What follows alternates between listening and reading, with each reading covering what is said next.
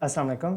इस वीडियो के अंदर हम न्यूरल नेटवर्क्स को देखने जा रहे हैं। न्यूरल नेटवर्क्स जो हैं बहुत पावरफुल एल्गोरिदम्स हैं और अभी जो आप एआई की हाइप सुनते आ रहे हैं पिछले 6 माह से या 1 साल से, उसकी बड़ी वजह न्यूरल नेटवर्क्स या डीप लर्निंग ही है।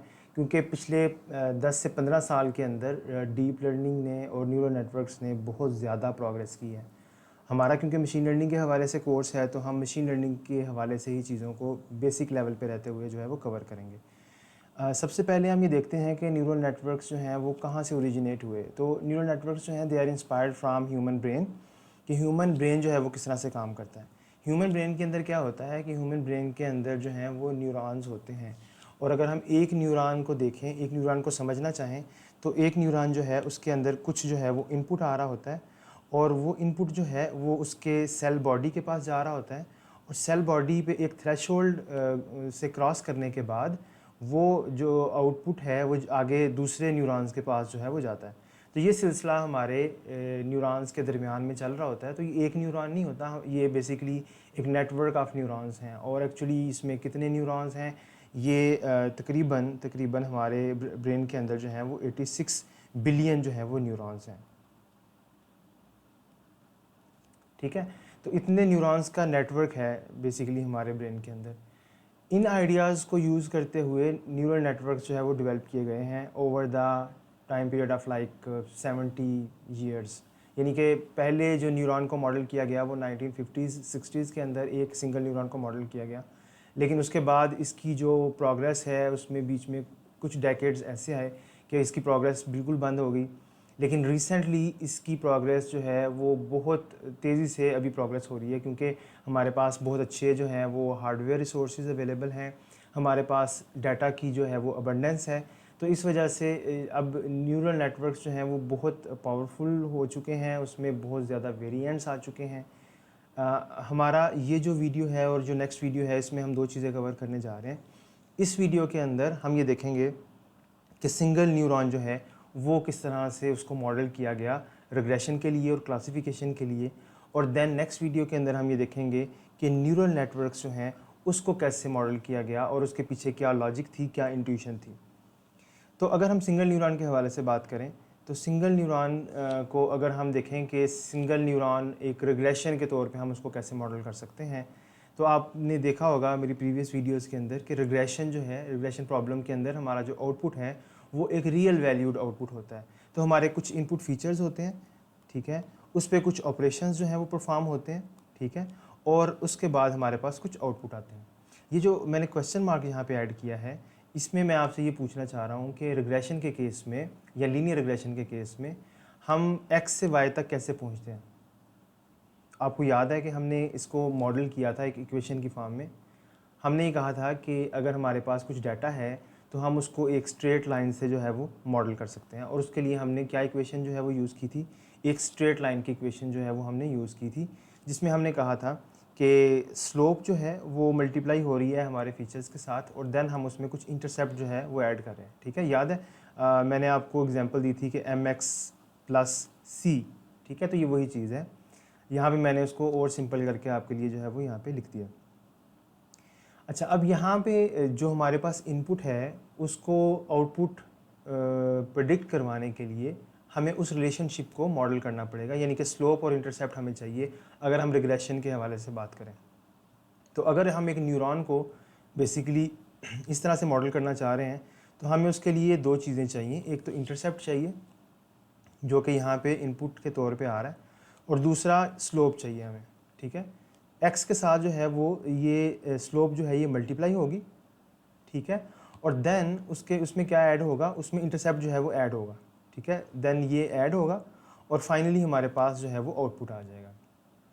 ठीक है, तो ये इस तरह से हम समझ सकते हैं कि अगर हमने मॉडल करना हो ह्यूमन ब्रेन, क्योंकि न्यूरॉन जो है उसमें केमिकल रिएक्शंस की बेस पे जो है वो वैल्यू आगे प्रोपोगेट होती है, तो हमारे पास क्या चीज़ अवेलेबल है, हमारे पास मैथमेटिक्स अवेलेबल है, तो हम मैथमेटिक्स की कुछ इक्वेशंस की बेस पे उसको मॉडल कर सकते हैं।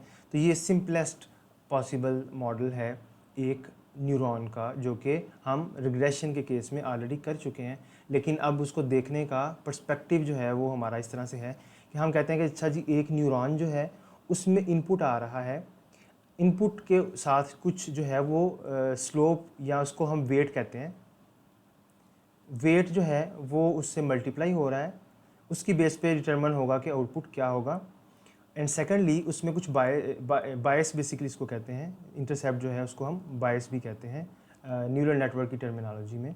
तो उसमें कुछ बायस जो है वो ऐड होगी, तो उसके बाद हमारे पास आउटपुट आएगा।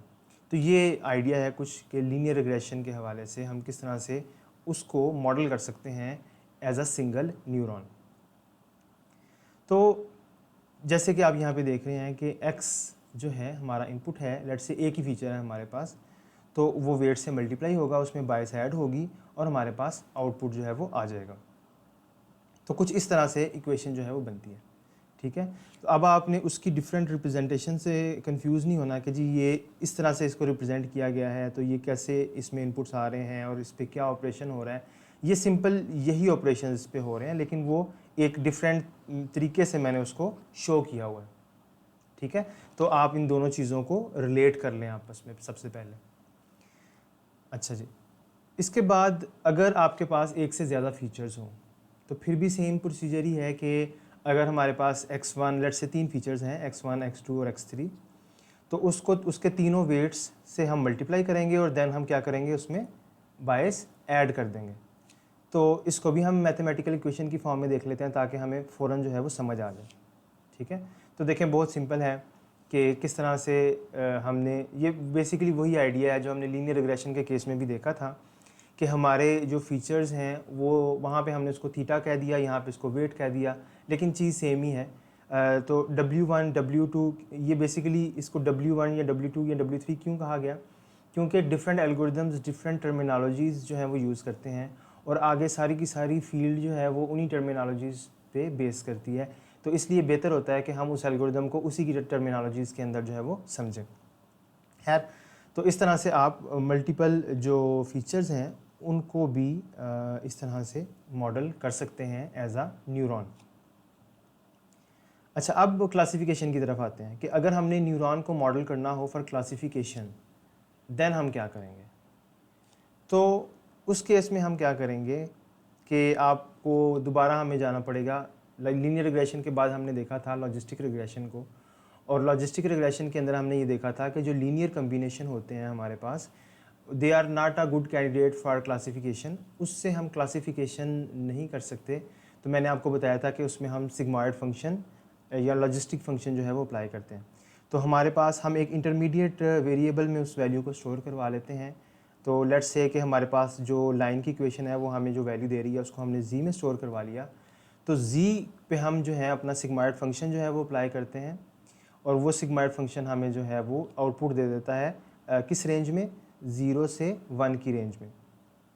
और वो सिग्मॉइड फंक्शन जो था वो क्या था, वो बेसिकली ये था 1/1 plus e raise to power minus z, ये हमारा जो है वो सिग्मॉइड फंक्शन था। तो इस चीज़ को अगर हमने न्यूरॉन में मॉडल करना है तो हम किस तरह से मॉडल कर सकते हैं। उसी तरह से हमारे पास पहली चीज़ ये है कि स्लोप और इंटरसेप्ट आ जाएगा, या हम उसे वेट या बायस भी कह सकते हैं।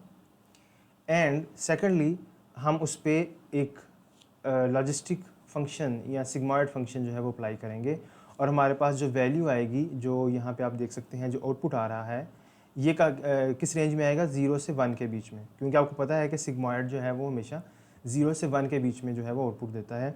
तो उस पर हम फिर थ्रेशोल्ड लगा सकते हैं और हम डिटरमिन कर सकते हैं कि हमने क्या जो है वो क्लास जो है वो प्रिडिक्ट करनी है, क्या क्लास 0 होगी या 1 होगी। लेट्स से हम 0.5 का थ्रेशोल्ड लगा देते हैं, तो 0.5 से ऊपर जो है हम 1 प्रिडिक्ट कर देंगे और 0.5 से नीचे जो है वो हम 0 जो है वो प्रिडिक्ट कर देंगे। तो ये बेसिकली आइडिया है कि किस तरह से हम एक न्यूरॉन को मॉडल कर सकते हैं for the sake of regression and for the sake of classification.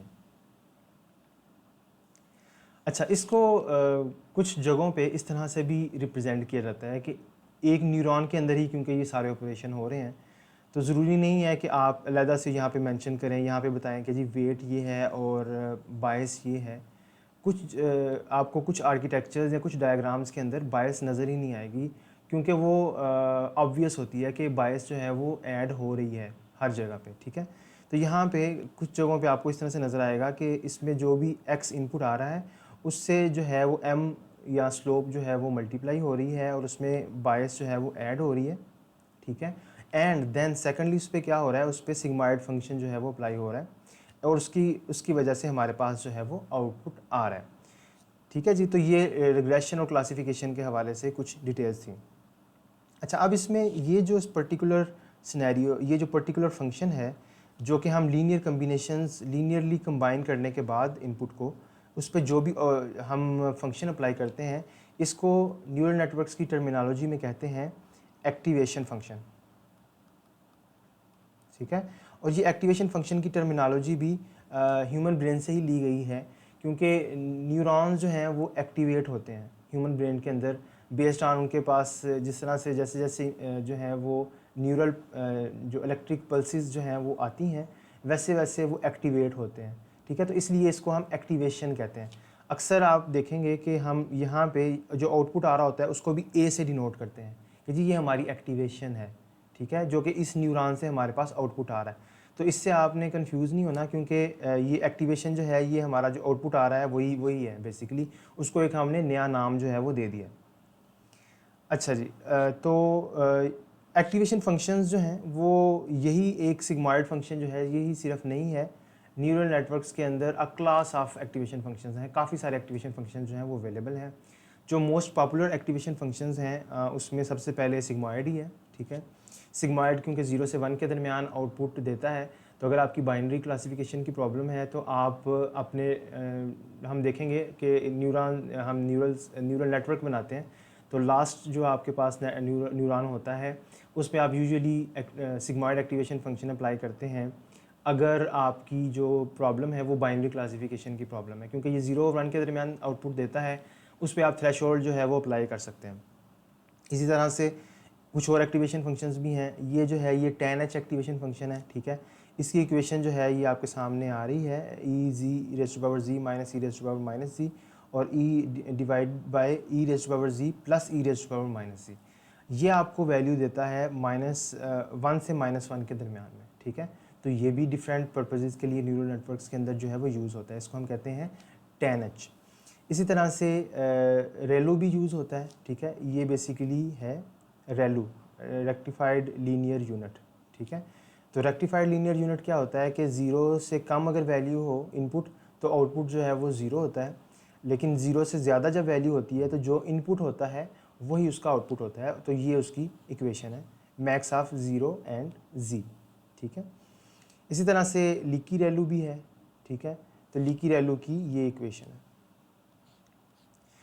ठीक है जी। तो ये कुछ जनरल आइडिया था कि एक न्यूरॉन को किस तरह से न्यूरल नेटवर्क के अंदर मॉडल किया जाता है। ये बेसिकली जो ह्यूमन ब्रेन का एक न्यूरॉन है अभी हमने उसको मॉडल किया है। नेक्स्ट वीडियो के अंदर हम ये देखेंगे कि किस तरह से हम एक नेटवर्क बनाते हैं इन न्यूरॉन्स को यूज़ करते हुए, ठीक है।